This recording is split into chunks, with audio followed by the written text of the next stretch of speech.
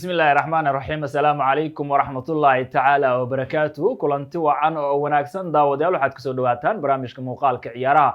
oo xiyaan kala aad kaga barateen Raj Sports TV inaad ka daawataan waa maalinimo ahada taariikhdan waxay ku aasaysan tahay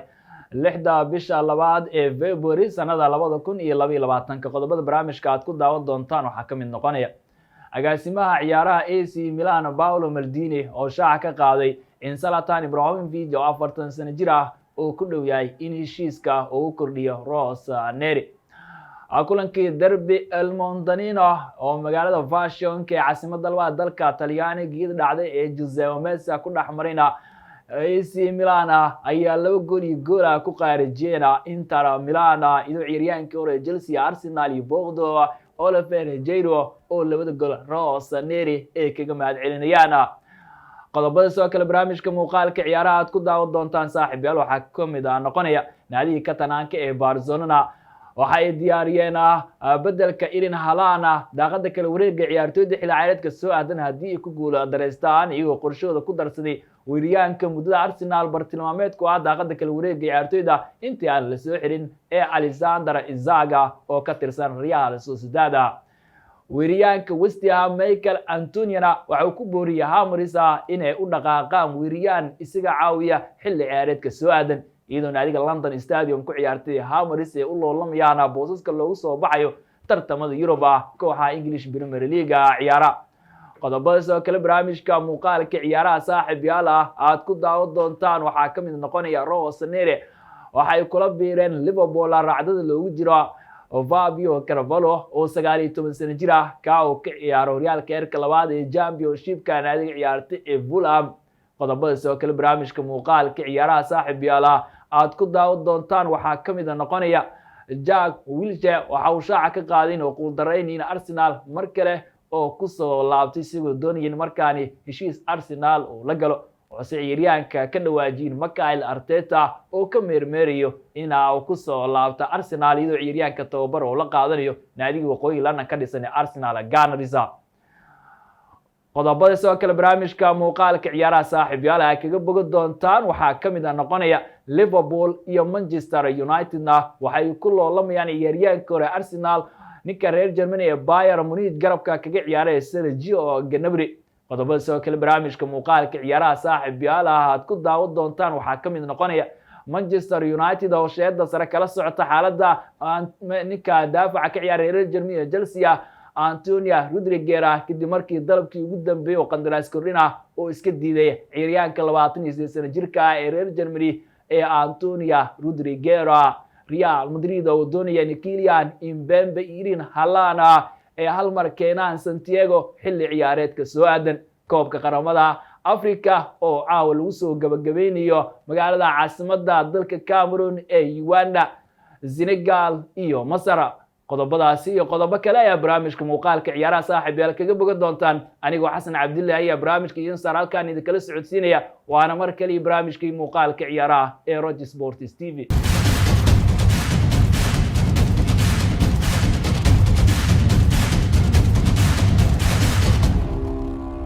intaasi daawadayaal waxay ahaayeen qodobada ugu waaweyn barnaamijka muuqaalka ciyaaraha maanta oo axada qodobadii aad daawateen haddii aan ku bilaabana agaasimaha ciyaaraha AC Milan Paolo Maldini ayaa shaaca ka qaaday in Rossoneri ay wadahadal kula jiraan wakiilka ciyaaryahanka reer Swedish ee Zlatan Ibrahimovic oo 40 sano jira waayelka reer Sweden ayaa ka mid ah xidigaha Rossoneri ee xilli ciyaareedkan ku riyoonaya in AC Milan ay u qaadaan iskuwata dalka Talyaaniga zeereeda kadib markii xalay ee garaaceen naadiga ee Milan ku xafiirtamaan ee Inter Milan Zlatan Ibrahimovic ayaa ku jira bilooyinkii ugu dambeeyay heshiiskiisa Rossoneri isagoo jira daada 40 sano Rossoneri ayaana ugu yaraan doonaya in hal sano oo kale Zlatan ee ugu daraan ciyaaryahanka reer Swedish ayaana mar wareysi bixi ku sheegay daada inay lambar oo kaliya tahay dhinaca kalena Paolo ciyaaryahanka la yiraahdo Michael Antonio oo West Ham weerarka ka ciyaaraya ku booriyay maamulka Hammers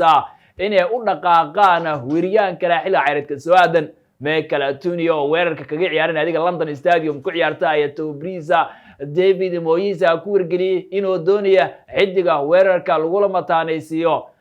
ciyaaryahanka weerarka ka ciyaara Michael Antonio iyadoo Hammers ee u loolamayaan sidii ay kaga mid noqon lahaayeen kooxaha Premier League kaga qaybgalaya tartamada Europa Champions League ama koobka qaran la yiraahdo European League. dhinaca kalena naadiga Real Madrid ayaa waxay quuldareynayaan in hal mar ay la soo wada sixidaan Erling Haaland oo BVB weerarka kaga ciyaara iyo ciyaaryahanka PSG ka tirsan Kylian Mbappe. majalada Spain laga leeyahay ku waramaysaa in Real Madrid madaxweynaha Valentina Perez oo diyaarinaya qorshe Real Madrid mar kale ay kula soo seexanayaan magacyadii caanka ku ahayeen Atletico iyo Real Madrid haatan Kylian Mbappe ay ku waramayso in heshiiska shakhsiga ay la gaareen idoo ciyaaryahanka xilciyaareedka soo aadana baa xurta ugu soo biirayo caasimadda Spain naadiga ka dhisan ee Real Madrid. Erling Haaland oo 22 sano jir Dortmund ka tirsan ayayna wada hadal Real Madrid ay kula jiraan waxaana Real Madrid Haaland ay u arkaan bedelka mustaqbalka foga weeryahanka Faransiiska ee Real Madrid Karim Benzema. dhinaca kalena Liverpool ayaa loolan kala kulmay saxiixa daayirka reer England ee Fulham ka tirsan ee Fabio Carvalho. Rossoneri ama AC Milan ayaa kula biireen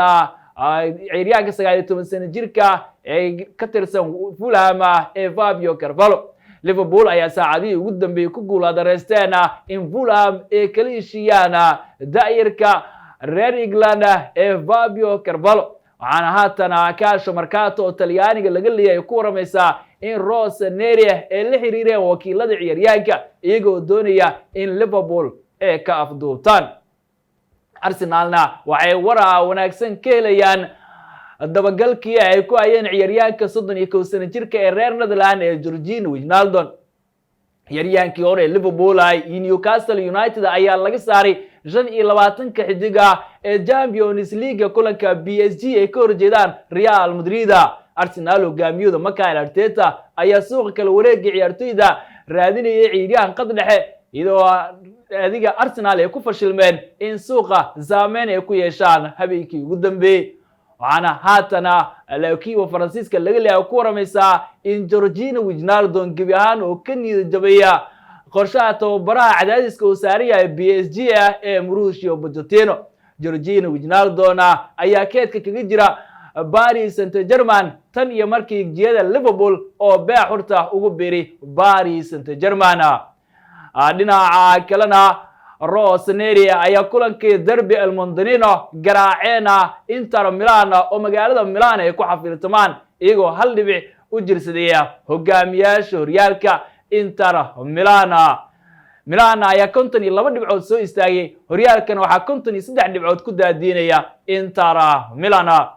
ciyaaryahanka qadka dhexe ee Jack Wilshere oo la tababaray Arsenalna waxa uu quuldareynayaa in Arsenal heshiis toos ah la galo laakiin ciyaaryahanka ayaa sheegay in tababaraha Arsenal Mikel Arteta uu ka meermeerayo in Jack Wilshere heshiis rasmi Arsenal oo la galo. Wilshere ciyaaryahanka hore Arsenal ayaa koox la'aan tan iyo markii heshiiskii West Ham oo burburay. dhinaca kalena naadiga Liverpool iyo Manchester United ayaa waxa ay ku loolamayaan garabka Bayern Munich ciyaaryahanka hore Arsenal Sergio Gnabry. Arsenal ciyaaryahankoodii hore ayaa ka mid ah xidigaha ugu muhiimsan naadiga Bavarianka ee Bundesliga Germany ciyaarta ee Bayern Munich waana ciyaaryahanka lambarka 10aad u qaata Bayern Munich ee Sergio Gnabry. Liverpool iyo Manchester United ayaan isku garbinay xil ciyaareedka soo aadan in Sergio Gnabry ay dib ugu soo celiyaan Premier League iyadoo labada koox ee Premier League ay san shaacin qiimaha Bayern Munich ay doonayaan inay ka soo siistaan Sergio Gnabry. dhinaca kalena Manchester United ayaa la socota xaaladda ninka daafaca ka ciyaaray reer Germany ee Chelsea Antonio Rudiger 28 sano jirkan ayaa dalabkii ugu dambeeyay oo qandaraas korina oo Chelsea u bandhigeen iyadoo ciyaaryahanka loo ballan qaaday in wiigi oo jeebka loogu ridi doono adduunyada gaaray 200 oo lacagta giniga sterlinka. Antonio Rudiger ayaa heshiiska iska diiday. Real Madrid iyo Manchester United PSG ayaana kooxaha la socda xaaladda ciyaaryahanka reer Germany iyo Chelsea ninka la yiraahdo Antonio Rudiger koobka qaramada iyo qaaradda African Cup of Nations ayana caawa la soo gabagabeynaya tartanka qaramada Afrika waxaa nasiib u yeesheen finaalka isla soo istaagaan xidigaha Liverpool ka wada tirsanay Mohamed Salah, Sadio Mane, Senegal iyo Egypt waxaana Senegal ay ciyaarayaan markii saddexaad finaalka qaramada Afrika. Senegal ayaa 2019 finaalka ka hortageen Algeria markaa oo gool waxba lagu qaarijiyay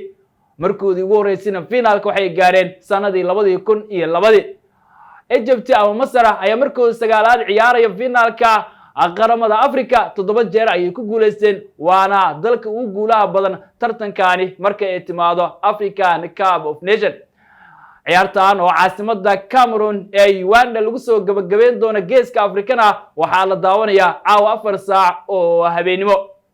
inta ayaan saaxiib yaala ku soo gabagabeynaya barnaamijkii muuqaalka ciyaaraha maanta oo xada أنا وحسن عبد الله يا برامج كيدين صار هالكان إذا كل سعود سيني فرصة مدي كاميرا اللي بنا يا سعيد دمتها وكل مدونا لما أنتوا نسكت دوبنا بعدين